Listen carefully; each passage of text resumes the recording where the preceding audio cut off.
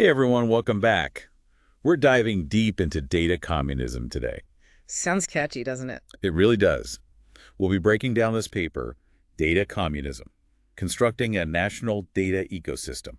It's a fascinating look at how China is reshaping its relationship with data. And honestly, with all the talk about AI and privacy these days, it couldn't be more relevant. Absolutely. It feels like everyone's talking about it. This paper is dense, though, packed with academic insights. Yeah, it's not exactly light reading. But that's what we're here for. We'll unpack those complex ideas and make them accessible. And hopefully we'll have some fun along the way, too. So what's the core idea here? How is China approaching data differently from, say, the US or Europe? Well, think about it like this. Remember how controlling land used to be the big power play? Owning land meant power. Got it. Exactly. China seems to be treating data as this century's land. They're giving it the same weight as traditional economic powerhouses. You mean like labor and capital? Exactly. Wow. Okay, so instead of just regulating data, they're saying it's something the state should actively manage.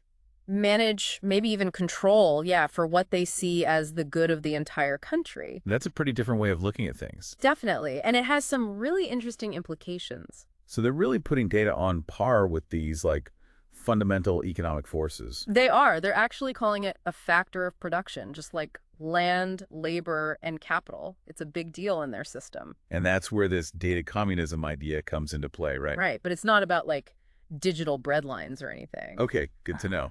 So what does it actually mean then? It's more about shifting the mindset. They're saying that data is a common good. A common good. Yeah, something that should benefit everyone, not just something companies can hoard for profit. Okay, so a very different approach than, say, how Silicon Valley sees it. Exactly.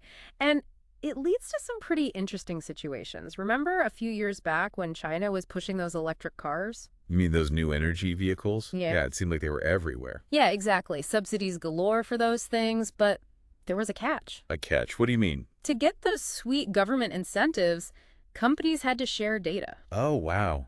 Even their secret sauce, the stuff that gives them a competitive edge. Yep, even that. It was a data sharing requirement. Imagine being told, innovate, but what you learn, you share. Wow.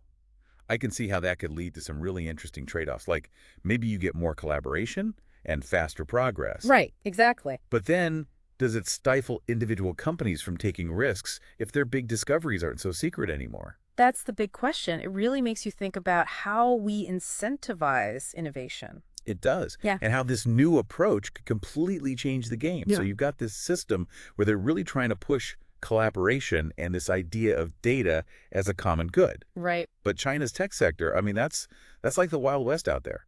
Companies are constantly trying to outdo each other, right? Yeah, it's been called gladiatorial for a reason. Yeah, Cutthroat competition, copying, you name it. exactly. Yeah. So how do you go from that kind of environment to data communism?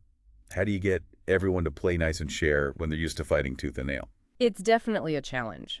But this paper argues that things are changing. The government is stepping in, trying to regulate the space more actively. Okay, so they're trying to be the referees in this data showdown. Exactly. They want to set some ground rules, try to bring some order to the chaos. But how do you even enforce that, especially in a country as massive and digitally connected as China?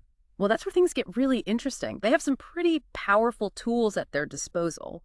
One of the most intriguing is this idea of golden shares. Golden shares, that sounds kind of intense. What does that even mean? It does have a kind of Wall Street thriller ring to it, doesn't it? It does. Basically, it's a way for the Chinese government to keep their finger on the pulse of companies they deem strategically important. Even if these companies are like publicly traded and everything. Yep, even then.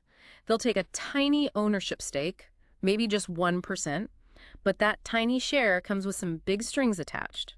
So even though they only own a tiny piece, they get a say in the big decisions. Exactly. It's like a backdoor for influence, even if they're not majority owners. Yeah. And we're not just talking about small domestic companies. This even applies to companies with a global presence. Okay, so now I'm really interested. Give me an example. How does this golden share thing actually play out in the real world? Well, think about TikTok, or rather ByteDance, the company that owns it. Oh, yeah, right. ByteDance. Talk about a company that's always in the news. It's a prime example. There are reports that the Chinese government has used these golden shares to exert some influence over ByteDance's operations. So even though people all over the world use TikTok, the Chinese government might still have some level of control. That's the idea.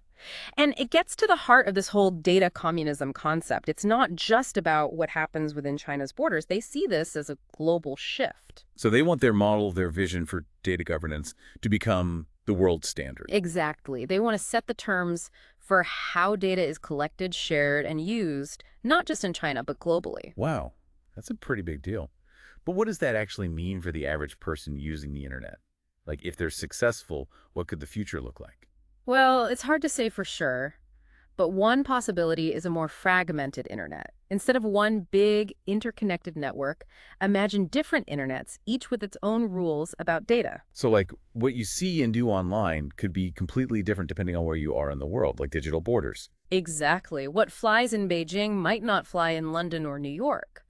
And that kind of fragmentation could lead to some real tension as countries try to push their own vision of data governance. It's like the Wild West all over again, but this time, it's digital.